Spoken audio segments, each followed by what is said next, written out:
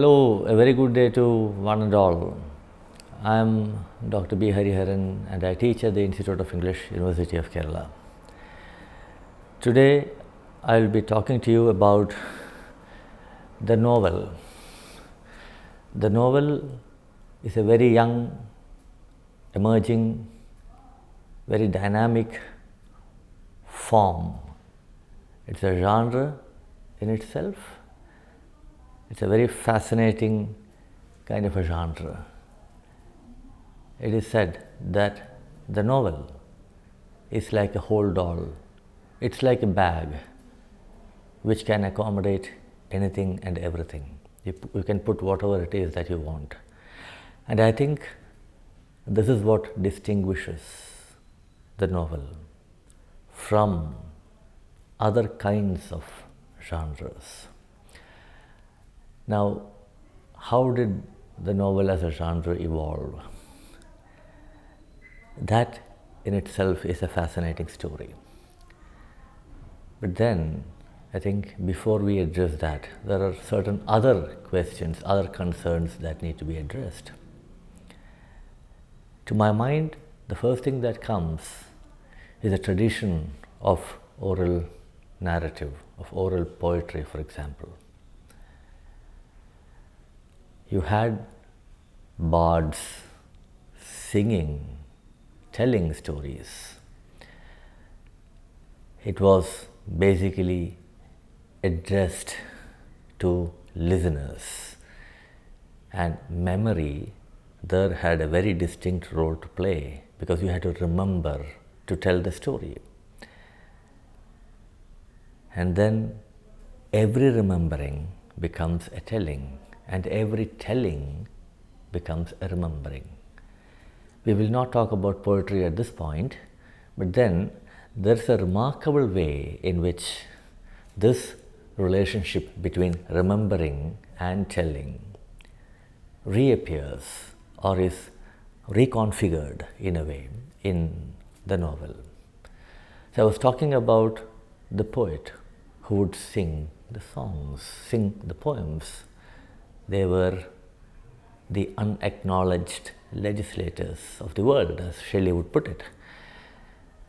But then, over a period of time, if we look at the work or the arguments put forward by, let's say, Plato, who wanted to banish poets from his commonwealth, or the way in which Aristotle tried to talk about the sublimity of the tragic mood, we move from all of that to a time when you had people who started copying down these stories, who tried to put it down. Now, I'm not saying on paper, but then using different materials, using materials that would be able to keep these for a longer period of time. So there was a way in which you try to fix memory onto a medium. Now, this is something that we need to keep in mind when we try to understand how the novels engage with the kind of relationship that I was talking about. So, in a way, it is possible to relate the evolution of the novel to the evolution of the medium of communication.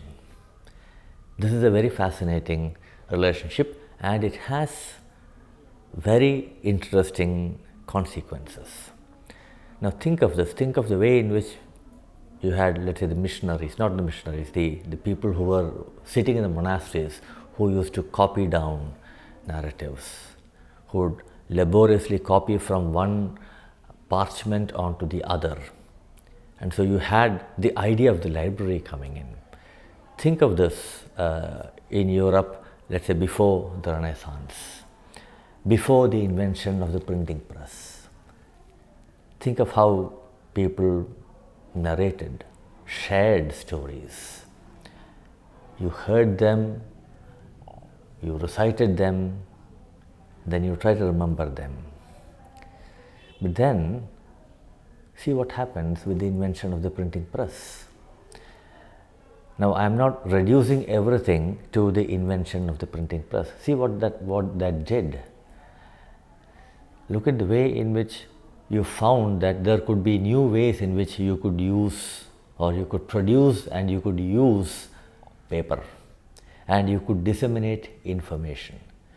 You could disseminate a whole lot of ideas, a whole lot of stories. See what it did. It created a new class of enterprise, and that new class of enterprise was the publisher. So you invented the printing press, and the printing press invented the publisher. Now just think about this. What would the publisher do? There were all these narratives, all these stories to be shared. Think, for example, of how the Bible was translated and printed and circulated in Europe with Martin Luther. We just need to think about that. What was the Bible doing? What was this printing doing? It was serving at once a very, very fascinating narrative function. The text was available in Latin, and this was something that was under the control of the clergy. Now think of that. It gets translated. And these are stories that people share. That's exactly what the priest was doing when he read out the sermons in Latin. It was ultimately an oral kind of storytelling that was trying to remember the story of sacrifice. Right? Now, with the printing press, see what happens. It's such a fascinating journey, as it were.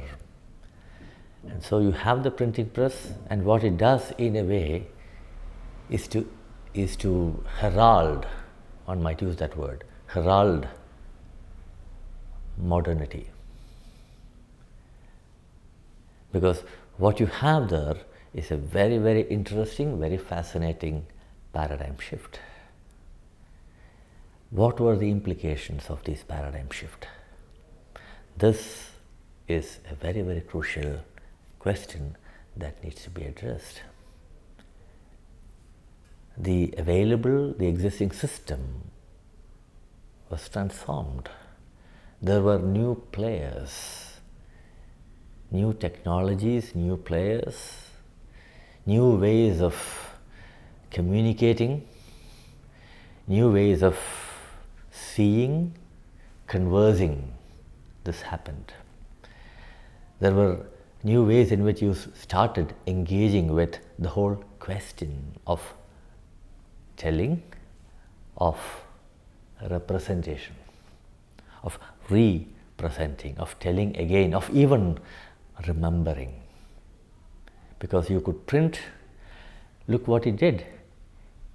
It started, or it introduced the idea, in a way, of literacy, of internalizing, of creating, giving a new life to the idea of the alphabet. And at the end of it, you invented the book. It was as revolutionary as inventing the wheel. You have not improved upon the wheel, but then have you improved upon the book? The book is there, right? So that is the reason why I said this is a very fascinating case of the introduction, a very interesting contributor, as it were, introducing modernity. Now, I was talking about how stories were communicated earlier. We have had, let me now take another route, let me bypass this, take another route, and talk about how stories were narrated, shared, written down perhaps in different medias, forms of medias. In ancient Greece, for example, you had the prototype, as it were, of the novel. Mikhail Bakhtin, for example, in The Epic and the Novel, in this essay that is part of his magisterial, The Dialogic Imagination, would talk about two very interesting texts, Apuleius' The Golden Ass and Petronius' The Satyricon. These he considers are the prototypes, as it were, of the novel. But think about this. Before the time of Shakespeare, you have in France a doctor who came up with this magisterial work, Gargantua and Pantagruel, Rabelais, that's the name of the author. So it was a book in 5 parts, which is also seen as one of those early novels to come out, in which you find the use, let us say, of a very, very specific, very fascinating word, the reader. Now, I am not saying that's the first book to talk about the reader or addresses the reader, but then when you see it, a book like this, written the early part of the 16th century in French, talking about or addressing the reader, you feel that, well, as a reader, there is this inheritance, there is this history, which probably could be read alongside the evolution of print and, let's say, the novel as a form. Stories have changed, but the form has always been the winner. The form is the tortoise in the tortoise and hare story. The content is the hare. And this is a very useful metaphor to understand the way in which the form of the novel itself did evolve. There are modifications that have come, the ways in which we have tried to tell very many kinds of stories. All right? Now, there are also very interesting things that happen to the form. We will look at that a little later. But then as I was talking about Rabelais' novel, but then any discussion, any presentation on the novel would be incomplete without referring to Don Quixote, Miguel de Cervantes' classic novel, Don Quixote of La Mancha. It is written in Spanish in 2 books. I am not going into the details of it, but what I have been trying to trace here is nothing but stories of adventure, stories of people who go on journeys, on travel. Now, from where does this story come into, let's say, Cervantes? Let's go back, and that can draw certain very interesting strands into this presentation. Think of, if we are looking at Europe, think of, for example, Homer and Virgil. We have at least 3 epics that come to mind. There is the Iliad, there is the Odyssey, and then of course Virgil's Aeneid. Now look at all these are all stories of adventure, stories of valor. But then what really is interesting for us is the idea of adventure and the idea of founding the nation. Now, I am taking from here the story of founding the nation and the story of adventure. These are 2 very interesting things which we would say structure, the form, and the way in which the novel discovers itself in these two broad areas. Now, this is what I find very fascinating when we talk or even think of the novel. Now, I was talking about the idea of adventure. Consider the story of Homer's narrative in both the epics that you have. The adventure, the valor, the chivalry, or whatever of the hero there. In one case of Achilles, and in the other one of Odysseus himself. But then, what's even more fascinating is Virgil's epic, Aeneid, where you have the founding of an empire after a series of adventures. So, there is the idea of empire, and with that, the founding of a nation. Now, I am not saying that you have the nation state, etc., but then there is this idea of founding a new nation.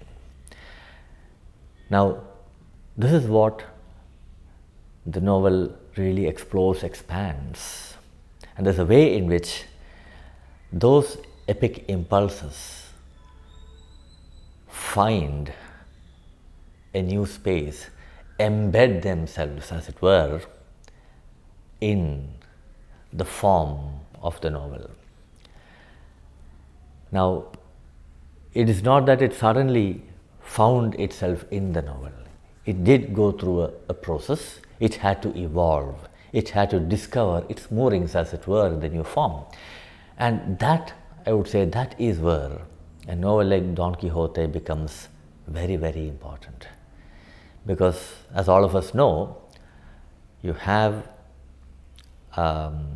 Quijano, that's the name, reading a whole lot of romances. He was reading romances and dreams that he is a knight, and then you have the adventures. You have him living in a world of fantasy. So you have in that novel the juxtaposition, as it were, of illusion and fantasy. Now look at that.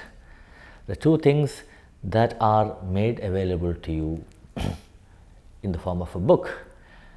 Now, when we talk about illusion and fantasy, in illusion and reality, see how the whole idea of memory would come into play in shaping illusion and reality, structuring that to tell a story. It's a remarkable novel of memory. I'm not very sure if we have been able to discuss Cervantes' novel as a novel of memory.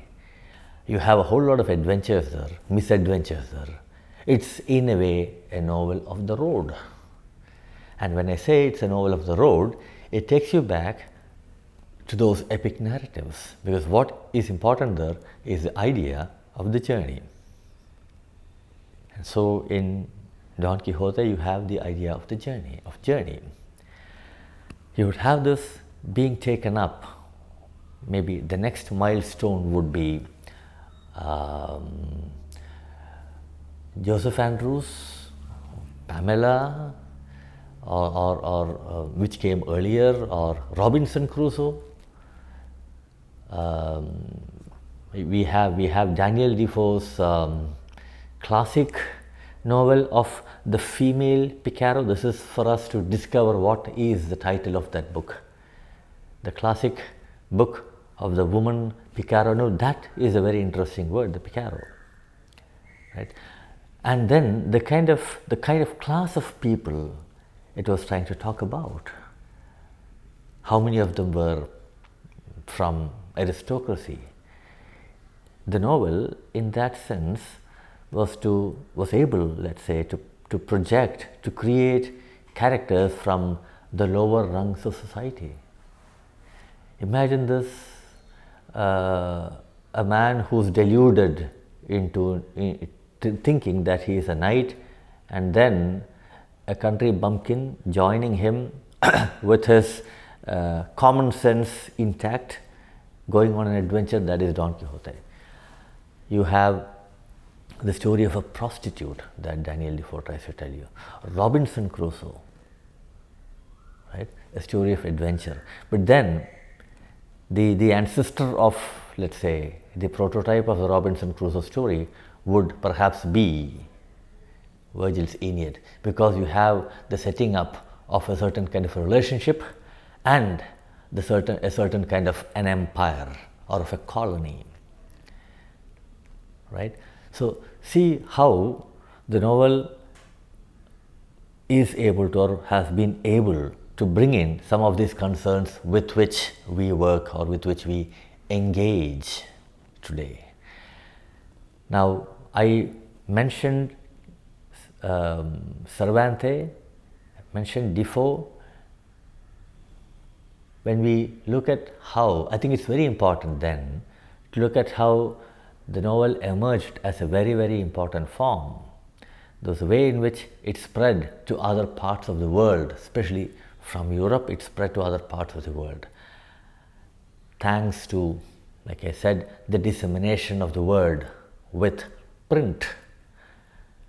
So we have this technology playing a very, very crucial role in forming, in shaping the novel. And look at the way in which it narrated the idea of the English novel. We would talk about the idea of the English novel, but then we would talk about, let's say, the Russian masters.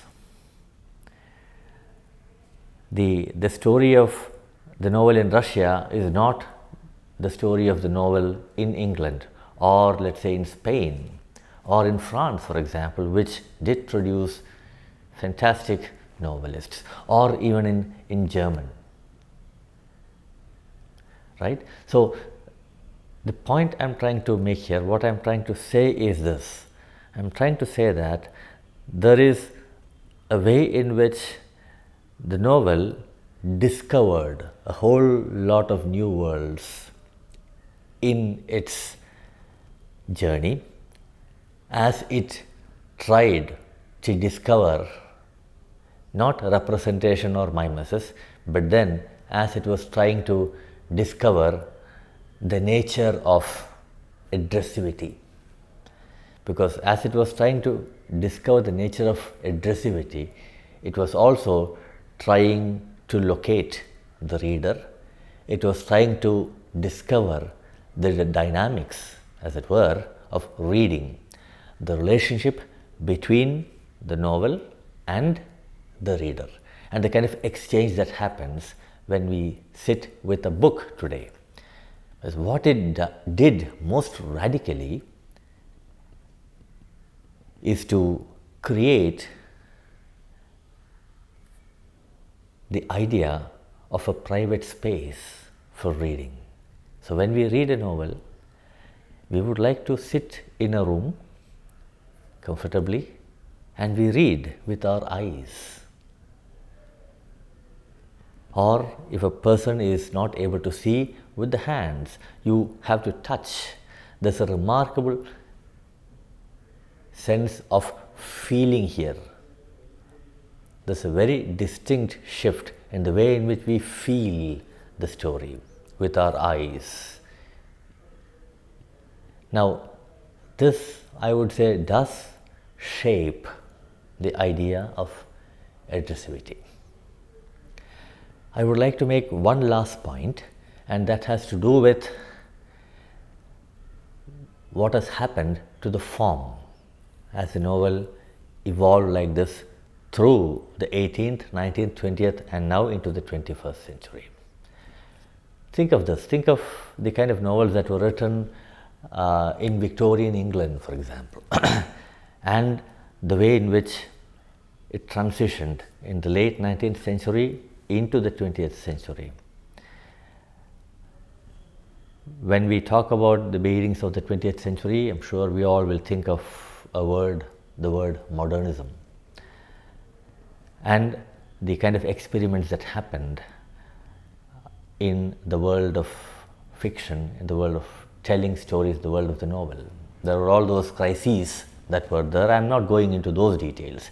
But then consider, for example, the works of Virginia Woolf or James Joyce or Samuel Beckett. Look at the kind of the way in which they opened up the form of the novel. They were telling stories. What are the kind of things that they were trying to remember? There's a whole lot of memory that you have in these novels, right? So there was a way in which it was trying to address or capture human consciousness